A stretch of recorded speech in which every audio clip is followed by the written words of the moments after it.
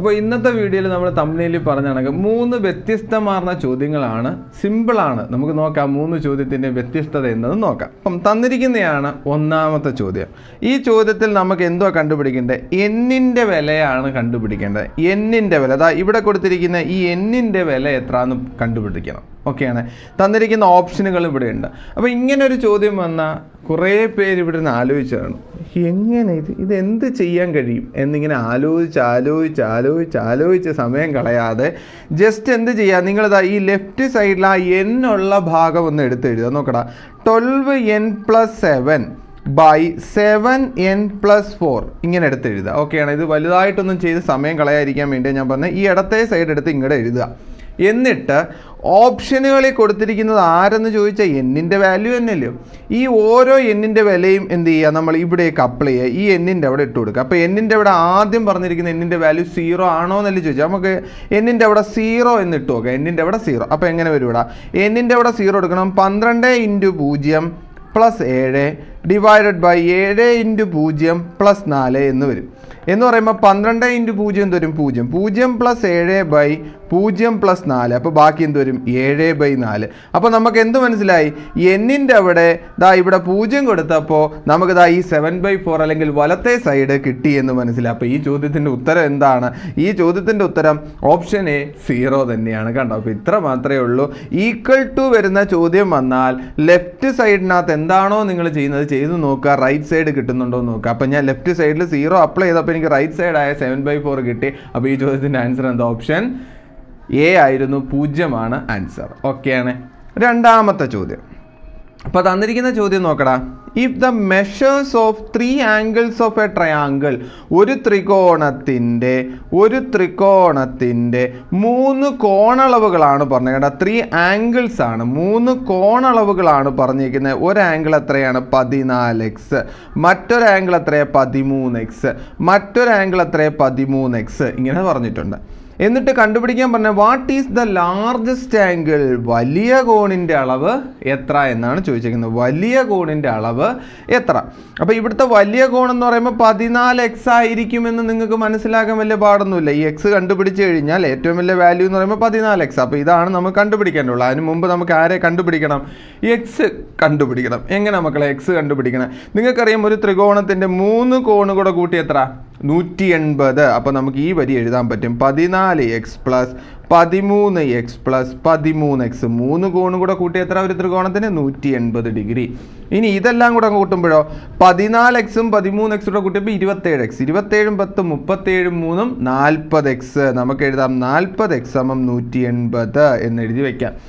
X കണ്ടുപിടിക്കാൻ എന്ത് ചെയ്യണം? ഈ ഗുണിച്ച 40 ഇപ്പുറത്തോട്ട് പോകുമ്പോൾ എന്താ? ഡിവിഷൻ 40. അപ്പോൾ 180/40. ഇവിടെ വെച്ച് 0 വെട്ടിക്കളഞ്ഞ് എക്സ് എന്ന് പറഞ്ഞാൽ 18/4 എന്ന് എഴുതി വയ്ക്കാം. അത്രയും മതി. ഇനി ചെറുതാക്കാനൊന്നും നിൽക്കണ്ട.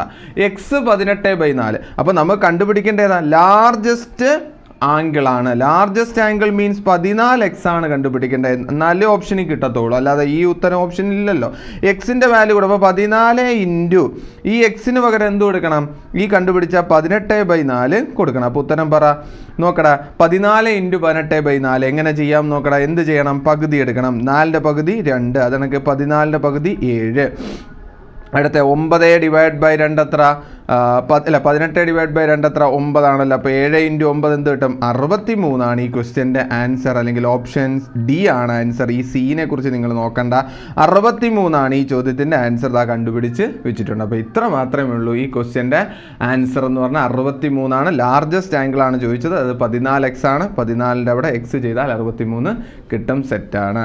അടുത്ത ചോദ്യം. അപ്പോൾ എന്താ? പുതിയൊരു ക്വസ്റ്റ്യൻ. ഇത് നിങ്ങൾക്കറിയാം, ആൾജിബ്രയിൽ എന്തൊക്കെയോ എഴുതി വെച്ചിട്ടുണ്ട്. എന്നിട്ട് എന്തോ ചോദിച്ചിരിക്കുന്നത്? തുല്യമായത് ഏത് എന്നാണ്. അപ്പോൾ ഈ ക്വസ്റ്റ്യൻ്റെ ആൻസർ എ ഓപ്ഷനിൽ ഏതെന്നാണ് കണ്ടുപിടിക്കേണ്ടത്. അപ്പോൾ ക്വസ്റ്റ്യൻ ശ്രദ്ധിക്കുക. ഈ ഭാഗമാണ് നമുക്ക് ആദ്യം ചെയ്യേണ്ടത്. a × b - c. കണ്ടോ? b - c ബ്രാക്കറ്റിൽ. അപ്പോൾ ആദ്യത്തെ സ്റ്റെപ്പ് എന്താ? a കൊണ്ടുവന്ന് b യുമായും ഗുണിക്കണം, a കൊണ്ടുവന്ന് c യുമായും ഗുണിക്കണം. അപ്പോൾ എന്തൊരു ആൻസർ? ab - ac എന്ന് വരും. കണ്ടോ? അതാണ്ട്. അപ്പോൾ ഇത്രയും ഭാഗത്തിൻ്റെ ഈ വട്ടമിട്ടേക്കുന്ന ഭാഗത്തിൻ്റെ ഉത്തരം എന്ത് കിട്ടും? ab - ac. അത് കഴിഞ്ഞിട്ടൊരു പ്ലസ് ചിഹ്നമുണ്ട്. കണ്ടോ മക്കളെ? അതാണ്ട് ടിക്ക് ചെയ്ത് കാണിച്ചു പ്ലസ്. അത് കഴിഞ്ഞിതാ ഇവിടുത്തെ ഉത്തരം എന്തുവാ? b × c - a എന്ന് പറയുമ്പോൾ ആരാ? bc - ba പ്ലസ് കണ്ടോ, ഈ പ്ലസ് ആണ് ഞാനിപ്പോൾ ഇട്ട് ടിക്ക് ഇട്ടിട്ടുണ്ട്. ഇനി ഇതിൻ്റെ ഉത്തരം എന്ത് വരും? C into A minus B എന്ന് പറയുമ്പോൾ C A minus C B എന്ന് വരും. ഓക്കെ ആണ്. ഇനി നിങ്ങൾ നോക്കണം ഒരേപോലത്തെ ആളുകൾ ഇവിടെ ഉണ്ടോ നോക്കടാ. ഇത് മൈനസ് ബി എ എന്ന് എഴുതിയേക്കുന്നു, അത് തിരിച്ചെഴുതി നോക്കിയാൽ A B minus A C plus B C minus A B എന്ന് എഴുതി കൂടെ. നിങ്ങൾ ആലോചിച്ചു, ഈ ബി എ നമുക്ക് വേണമെങ്കിൽ എന്തെന്ന് എഴുതാം? എ ബി എന്ന് എഴുതാം, തെറ്റൊന്നും ഇല്ലടാ. അപ്പോൾ പ്ലസ് സി എ നമുക്ക് എ സി എന്ന് എഴുതി കൂടെ. എന്തെങ്കിലും കുഴപ്പമുണ്ടോ? ഈ സി എക്ക് പകരം നമുക്ക് തിരിച്ച് എ സി എന്ന് എഴുതിയ തെറ്റുണ്ടോ? തെറ്റൊന്നും ഇല്ല. എന്തുകൊണ്ടാണ്? ഗുണിക്കുകയാണ്, ഇവിടെയും ഗുണിക്കുകയാണ്, ഇവിടെയും ഗുണിക്കുകയാണ്. ഗുണിക്കുമ്പോൾ തിരിച്ചിട്ട് ഗുണിക്കുക. 3 ഇൻറ്റു 4 തന്നെയാണ് 4 ഇൻറ്റു 3. അതുകൊണ്ട് സി എ തന്നെയാണ് ആര്? എ സി എന്ന് മനസ്സിലാക്കുക. മൈനസ് ഈ സി ബി എ നമുക്ക് എന്തെന്ന് എഴുതാം? ബി സി എന്ന് എഴുതാം. കണ്ടോ? അപ്പോൾ അതാണ്ട് ഈ സി ബി എ നമ്മൾ എന്തെന്ന് എഴുതി? B C. എന്തിനു വേണ്ടിയെന്ന് വെച്ചാൽ വെട്ടിക്കളയാൻ വേണ്ടിയാണ്. നിങ്ങൾ നോക്കി, ഇനി വെട്ടാം. എ ബി ഇതെന്തൊരു A B? Positive A B. ഇതെന്തുവാ? Negative A B. വെട്ടിക്കളഞ്ഞൂടെ? നോക്കി, ഇത് നെഗറ്റീവ് എ സിയും ഇത് പോസിറ്റീവ് എ സിയും വെട്ടിപ്പോകത്തില്ല എന്ന് വെച്ചാൽ ഉത്തരം 0 ആവും. നോക്ക്, ഒരേ സംഖ്യ, ഇത് മൈനസ് എ സിയും ഇത് പ്ലസ് എ സിയും ഒരേ സംഖ്യ തമ്മിൽ കണക്ക് ചെയ്താൽ ഉത്തരം എന്തായിട്ട് വരും? 0 ആയിട്ട് വരും. അടുത്ത പ്ലസ് ബി സിയും മൈനസ് ബി സി എന്ന് പറയുമ്പോൾ ഇതിൻ്റെ ഉത്തരങ്ങളെല്ലാം വെട്ടിപ്പോയി. ദെർഫോർ ആൻസർ 0 ആണ് എന്ന് പറയുമ്പോൾ ഓപ്ഷൻ ബി ആണ് ഈ ക്വസ്റ്റ്യൻ്റെ ആൻസർ. അപ്പോൾ ഈ ചോദ്യം വളരെ ഇമ്പോർട്ടൻ്റ് ആണ്. പഠിക്കാത്തവരുണ്ടെങ്കിൽ പഠിച്ചു വയ്ക്കുക. ഇതുപോലത്തെ വീഡിയോസ് ഒരുപാട് നമ്മൾ ന്യൂജൻ മാത്ത് ചെയ്തുകൊണ്ടിരിപ്പുണ്ട്. നിങ്ങൾ കഴിഞ്ഞ ഇന്നലത്തെ മിനിഞ്ഞാത്തൊന്നും വീഡിയോ കണ്ടില്ലെങ്കിൽ കാണുക. KSTയുടെ ആൻസർ ഞാൻ ഇട്ടിട്ടുണ്ട്, അതും കാണാത്തവരുണ്ടെങ്കിൽ കാണുക. അതോടൊപ്പം ഇന്ന് വൈകുന്നേരം 7 മണിക്ക് ലൈവ് ഉണ്ട്. നിങ്ങളെല്ലാവരും വന്ന് കണ്ടുപഠിച്ച് നല്ല മാർക്ക് സ്കോർ ചെയ്ത് മിടുക്കരാവാൻ. നമുക്ക് മാത്സിൻ്റെ USS മാത്സിൻ്റെ 20-20 നമ്മൾ മേടിച്ചിരിക്കും. ഓക്കെ, എല്ലാവർക്കും ബൈ. Thank you.